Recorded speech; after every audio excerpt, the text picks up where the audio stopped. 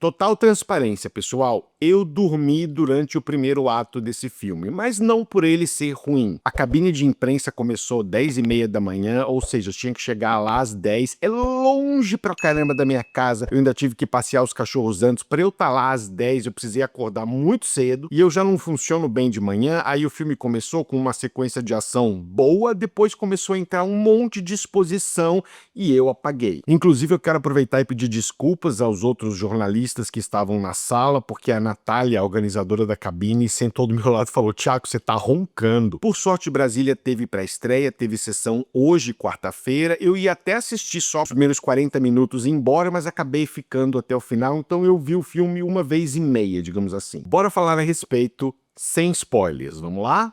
Não. Vamos lá.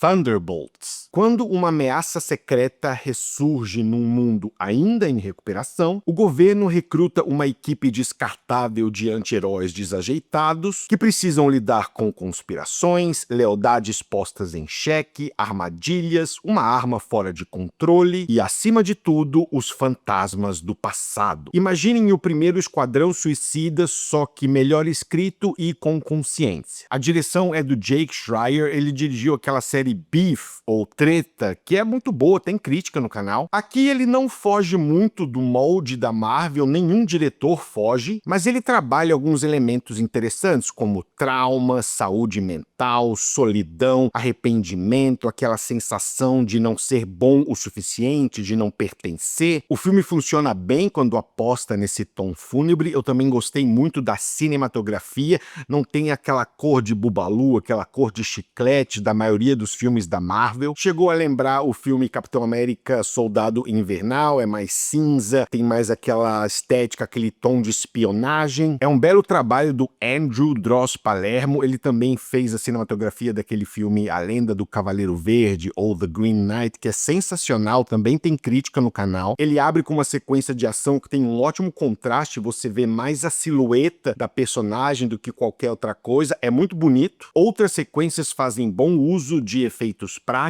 o CGI do filme oscila entre bom e extremamente notável. Não seria um típico filme da Marvel se não tivesse umas piadinhas fora de lugar e um tom inconsistente, principalmente em relação à personagem da Julia Louis-Dreyfus. Ela parece estar em outro filme e as cenas dela com o auxiliar dela, a secretária dela, destoam mais ainda, mas não me incomodou tanto quanto outros filmes, porque eu gosto muito dessa atriz. Ela é cínica, sarcástica, tem uma energia passivo-agressiva. Só tem uma cena com ela que envolve uma coisa que ela faz para controlar um outro personagem. E eu falei, não, principalmente depois do que você acaba de ver o personagem fazendo. Ficou ridículo. Mas é um desses casos onde eu consigo entender todos os argumentos contra a personagem e ainda assim gostei dela. A dinâmica dentro do grupo principal funciona, eles fazem umas duplinhas que são divertidas, principalmente o Bucky e o Guardião Vermelho, eles têm um vai e vem que é ótimo. O filme passa de comédia para tragédia bem abruptamente, de uma cena para outra, e não funciona muito bem, é bem áspero. Vamos aos destaques do elenco. O melhor para mim é o David Harbour fazendo o Guardião Vermelho, ele rouba todas as cenas, ele tem um jeito naturalmente engraçado de se expressar, a química dele com a personagem da Florence Pugh é perfeita. Outro destaque é a Florence Pugh fazendo a Yelena. Eu gostei bem mais dos segmentos dramáticos dela do que quando ela é obrigada a soltar uma piadinha, mas as piadinhas nem chegam a ser ruins. As que envolvem ela e o pai dela funcionam, mas a personagem realmente me pegou com seu arrependimento, com os fantasmas do seu passado, com as coisas que ela tenta esquecer, com os mecanismos de defesa dela. Tudo isso funcionou bem demais. Temos também o Sebastian Stan fazendo o Bucky pela 17ª vez. Curiosamente, ele tem a piada mais engraçada do filme,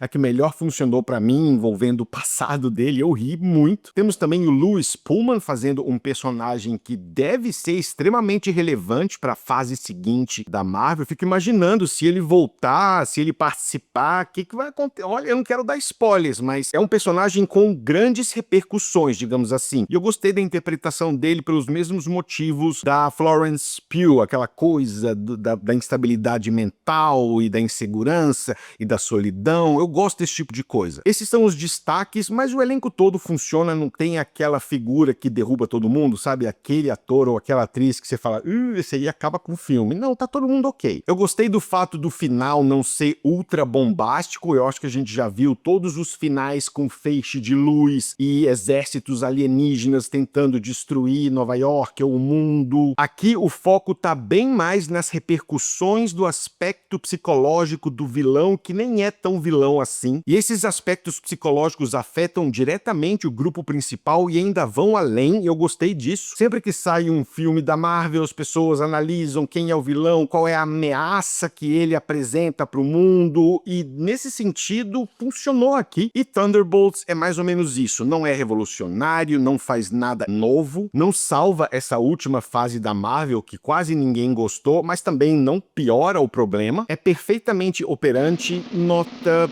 7,3. É isso, pessoal. Um abraço e até a próxima.